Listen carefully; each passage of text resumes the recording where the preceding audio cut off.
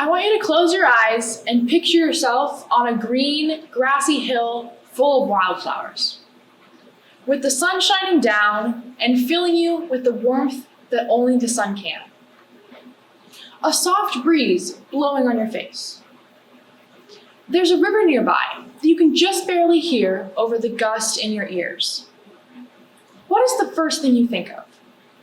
Peace, calm, even a nice place for a picnic. What if I told you that everything I just named could be used to power this world? These are called renewable energies, powering big generators without harming themselves or the environment in the process. Sadly, that hill from before, along with many other forests and natural lands, are slowly disappearing. They are being mined and turned into huge urban areas. The pollution we emit daily is ruining the natural world, and oil consumption is a huge factor in that. Months ago, I took a liking to studying different cultures and places in the world. While researching, I saw that air quality was affecting the lives of people everywhere. I noticed that in Asian countries like China, Japan, and Korea, people wore masks over their nose and mouth a lot. I thought it was part of their fashion at first, or a part of some religion I didn't know about. But when a reoccurring theme of air quality in Asian countries continuously showed up on my research, I realized that people were wearing masks because of such bad air quality. An article by China Power even said, quote, "Air pollution contributes to millions of premature deaths around the world each year."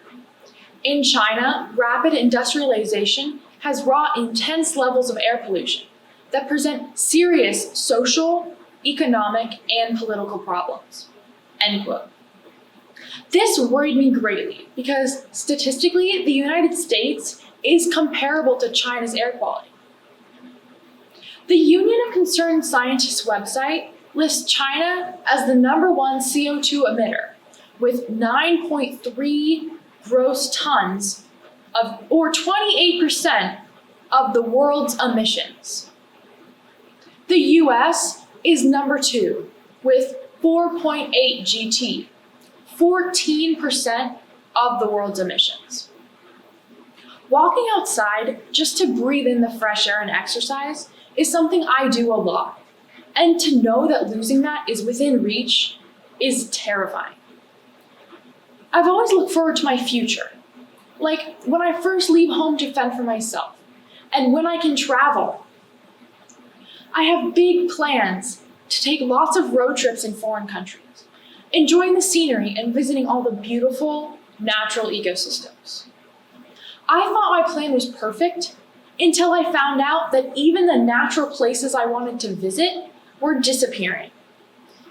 An article by the Disappearing West even revealed that, quote, between 2001 and 2011, natural areas in the West, including forests, wetlands, deserts, and grasslands, were disappearing at the rate of 1 football field every 2.5 minutes, end quote. To say I was heartbroken was an understatement. I thought it was the end of my dreams to go visit all those beautiful places because my mind immediately thought the worst. That it was the end of my dreams and everything would be destroyed. Oil spills and air pollution would just be a natural occurrence we would have to live with. And what with the fact that I would never be able to breathe in the fresh air again, I knew that I had to do something about it. The question was, what could I do?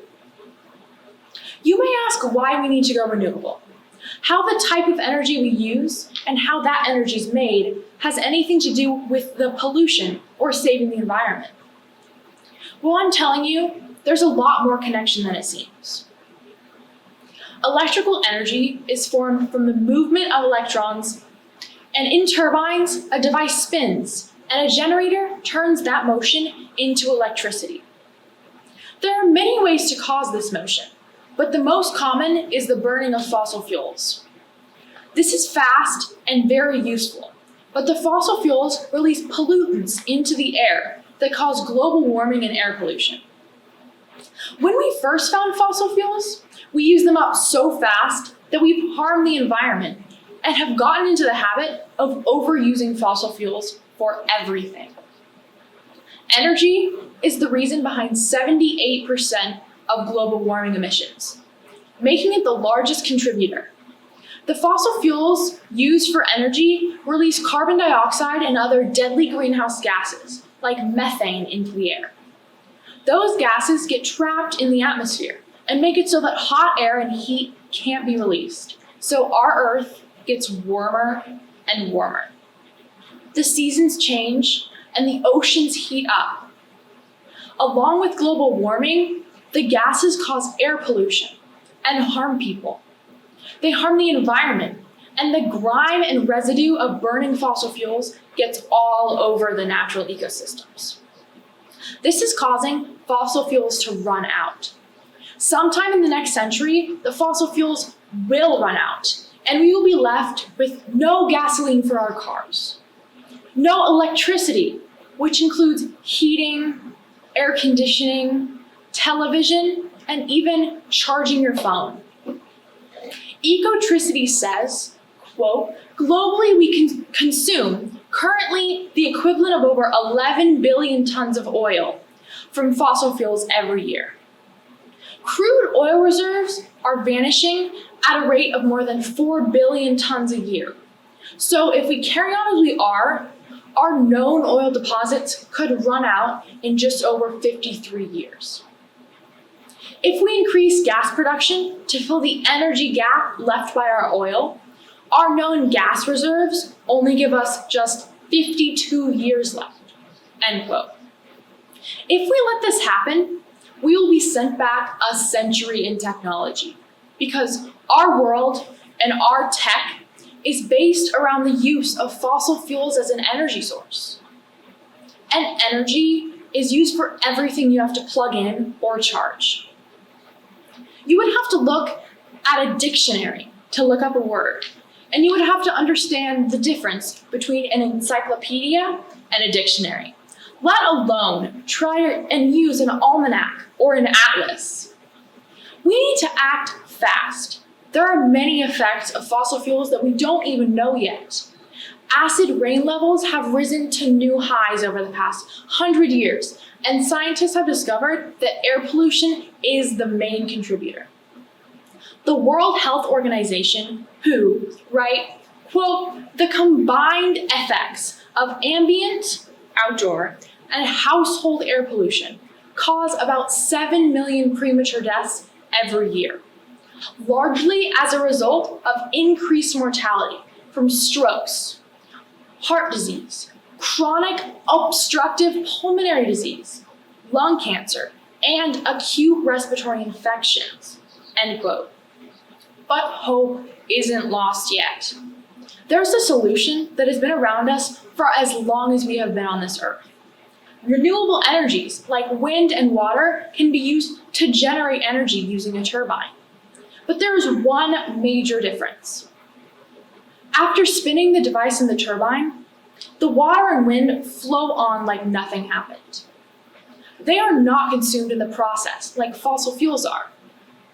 The sun is also a renewable energy source, but instead of the sun spinning a turbine, solar panels absorb the sun's photovoltaic energy and transfer that into a current that powers homes. This process leaves just as much sunlight to help plants grow and to warm the earth, since the process is renewable. Before, when we first came up with the idea of fossil fuels, we didn't have the technology to transfer movement into energy. It was understandable to use fossil fuels then, but now the idea is preposterous. Now that our technology is as advanced as it has ever been, we have all of the resources we need to make our Earth 100% renewable. When solar energy isn't as strong, during the night, or in countries without much sunlight, wind energy kicks in. If there isn't a hill nearby, you're probably in a valley or near a water source. and dams can turn that into energy. With the right systems, the world could have an alternating renewable planet where energy is given everywhere without having any harm be done. To do this, we need everyone's help. There are already organizations that are helping make this world renewable, as well as government policies that are being written as we speak. One of the biggest government policies is the Green New Deal. The Green New Deal is a policy that was founded to get the whole world to net zero emissions. The deal calls on the federal government to change the way our society relates to fossil fuel use.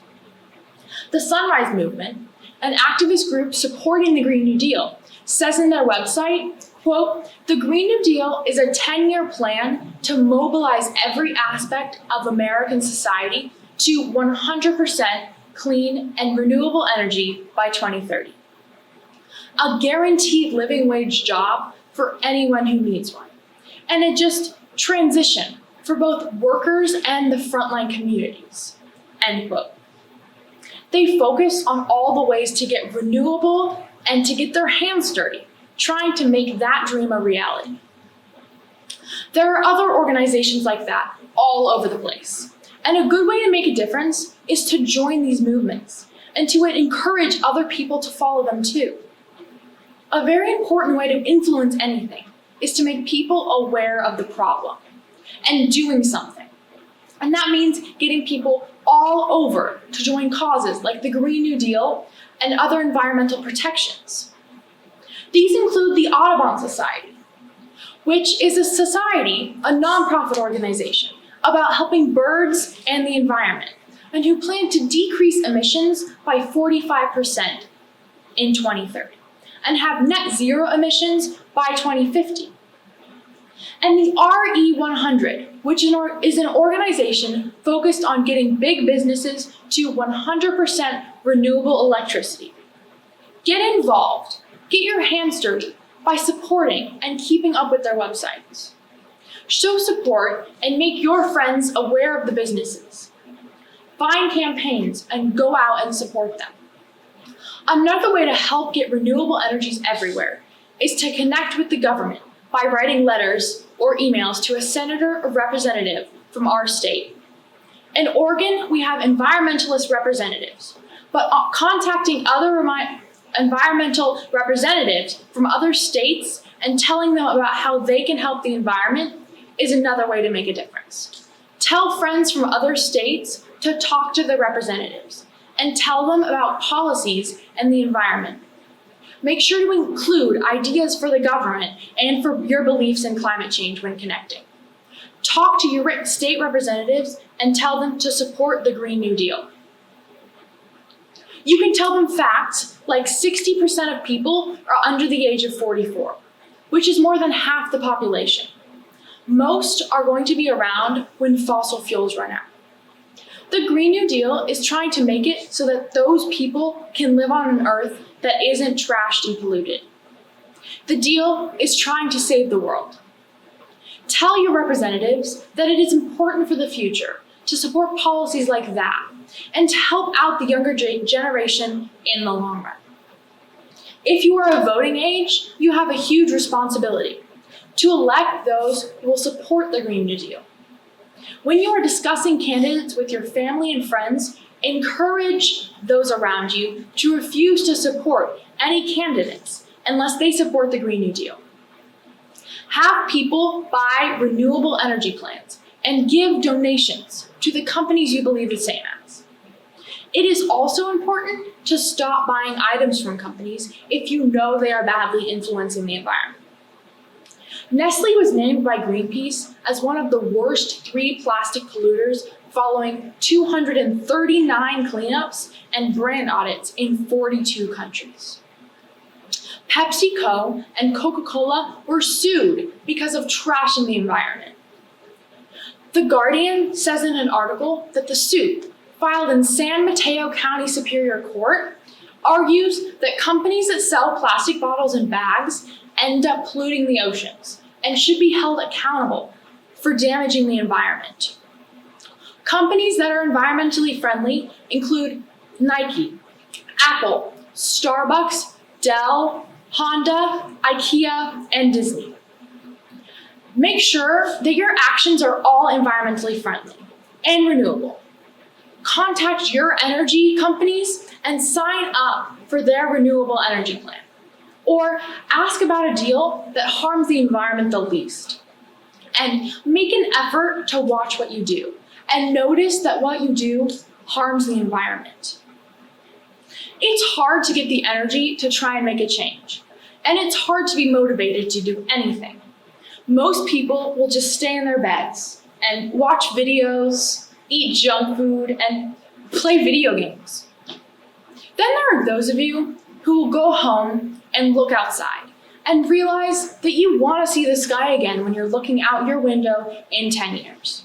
And you want to live in a healthy place with trees and flowers.